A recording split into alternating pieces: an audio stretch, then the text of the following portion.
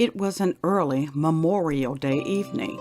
The birds were chirping, the children were playing, and I sat in a comfortable chair in languid ease watching the activities from the front porch of my home.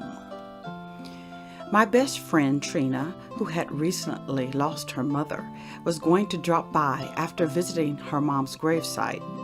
She was still grieving that loss. Roger, our office manager, said that he was going to attend church evening service with his wife. Not that he was enthusiastic about that, but his wife was pressuring him to go. He had planned to attend a local baseball game with his friends and was disappointed that he would miss out. But he wasn't going to miss out entirely. After all, his friends had planned to keep him abreast of the scores through text messages during church service.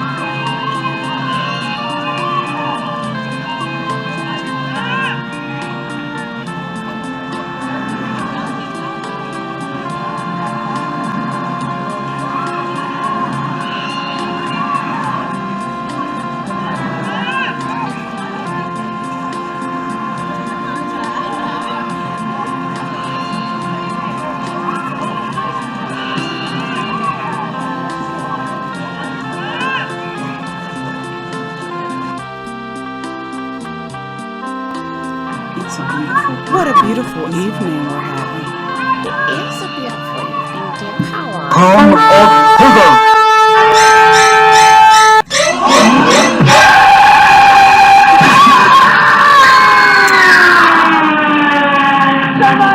He was here 1 second, and then he was gone the next. My husband and child, they're missing. This can't be happening. My baby disappeared right out of my arms. All I have is her onesie and a diaper. Where's my baby? It happened without warning. Suddenly, in the twinkling of an eye, several people disappeared. Just disappeared, leaving the clothes they had worn in piles on the ground. At first, I thought I was hallucinating, but it was all too real.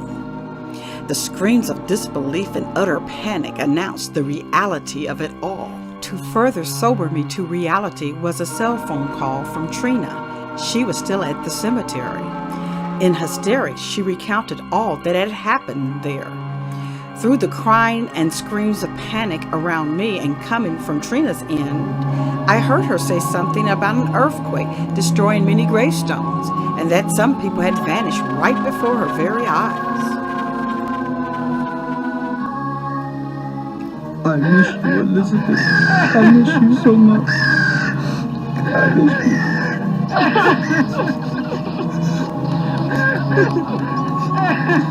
How you doing, Mrs. Jefferson? You doing all right?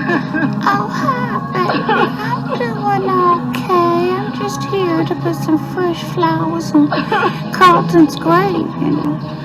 Come up hither!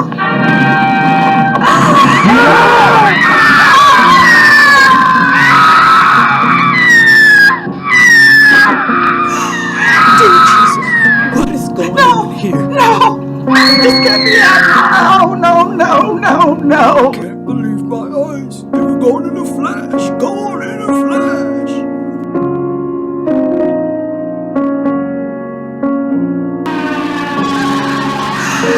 Dear Jesus, what is going on here? It's a nightmare. It's such a nightmare. I can't believe it. I won't believe it. I can't. I won't believe it. Pick up the phone. Pick up the phone.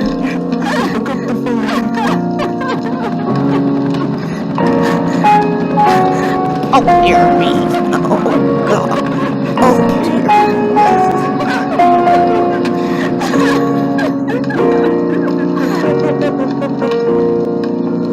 It's an alien attack. Oh, dear me. Oh, God. Alien Oh, attack. dear. Alien attack.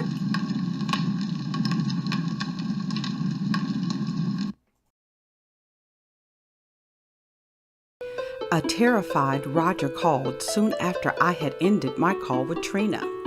He detailed all that had happened at the church. While praise and worship was going forth, a few members of the congregation were either fighting off sleep, daydreaming, or impatiently looking at their watches. Suddenly, the members who were in praise and worship disappeared into thin air, including Roger's wife. She was a born-again believer. Hallelujah. Thank you, Jesus. Hallelujah. Hallelujah.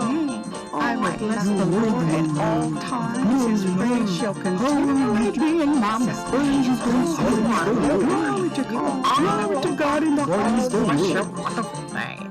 You are Lord. Come up hither.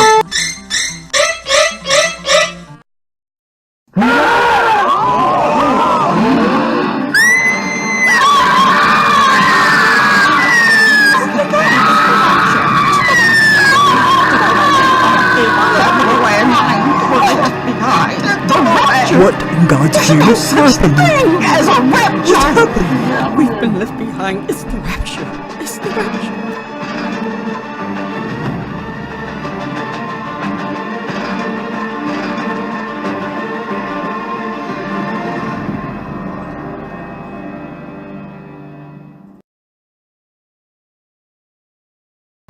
In the States and around the globe, unmanned vehicles caused pileups, accidents, and mayhem on highways and roadways.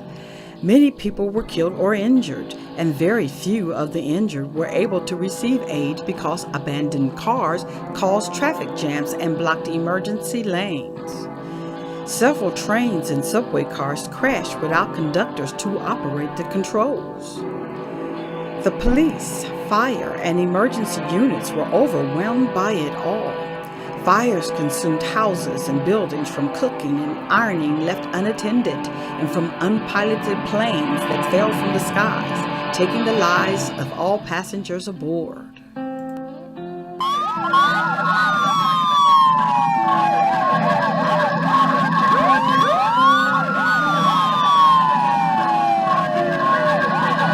Please stand back. The emergency crew is trying to work here.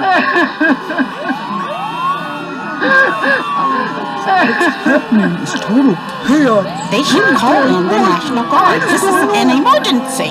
We need help over here. My mother's on the top floor of that building over there. Please help her. She's in a wheelchair.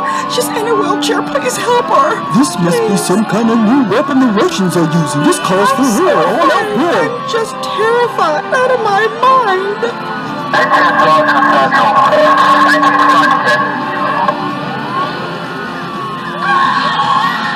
There's piles of clothes here and the piles of clothes there. It's just like the people evaporated into thin air or something. It's all over the news.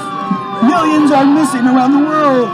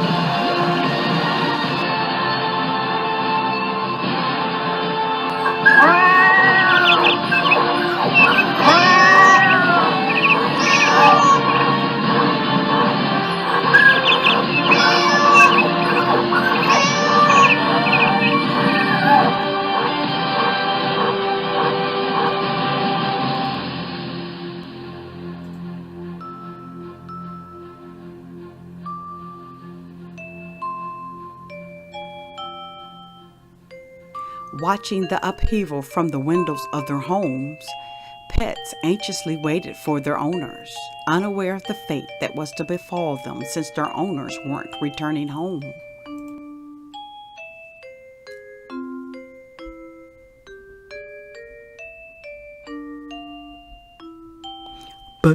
But, where did they go?